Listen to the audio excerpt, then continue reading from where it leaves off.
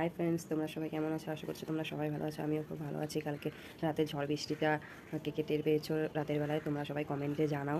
আজকে তোমাদের সাথে আমি একটা গুরুত্বপূর্ণ বিষয় নিয়ে আলোচনা করতে এসেছি, ফেসবুকের ব্যাপারেই।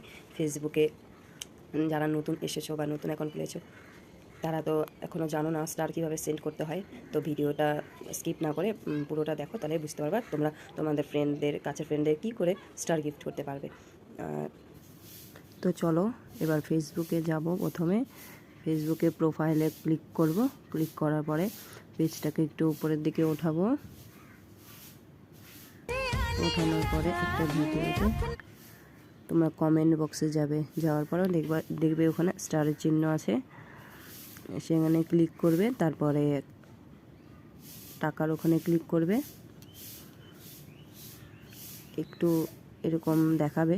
তারপরে যায় বাই নাও ক্লিক